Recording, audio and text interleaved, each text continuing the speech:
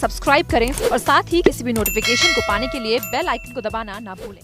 Presented by Dev Films.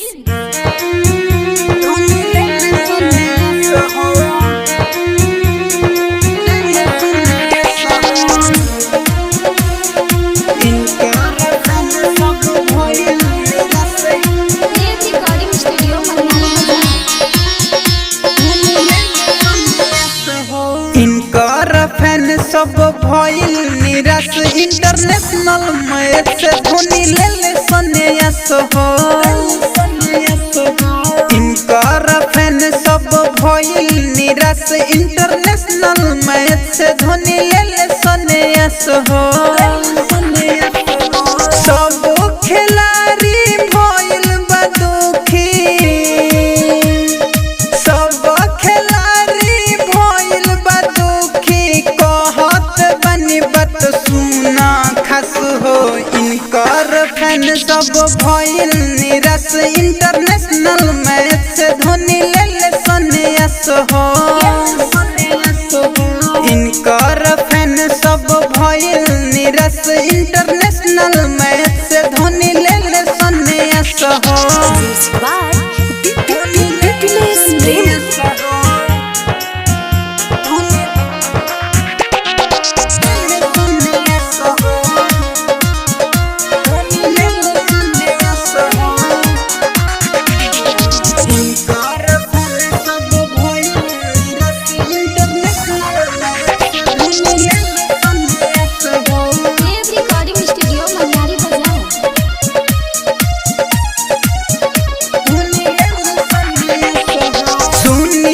खबर सब भइल बेचैन,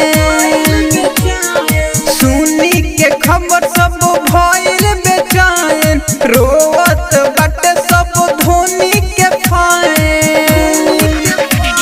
भारत मैच के जीतैले, भारत मैच के जीतैले, इन्हीं पर सब करत रहे आस हो।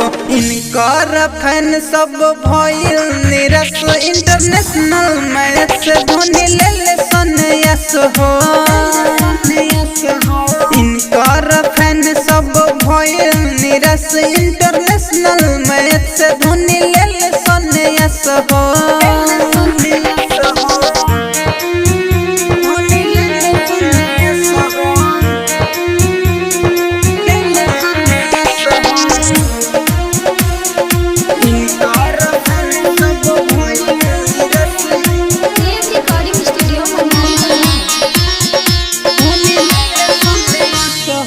अशोक आशिक लालू सजनवा, अशोक आशिक लालू सजनवा, सुनी के खबर गा दिहले गानवा।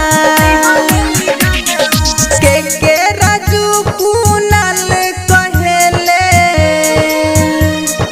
के राजू कुनाल कहेले, क्रिकेट में रहलन ई सब का से खास हो।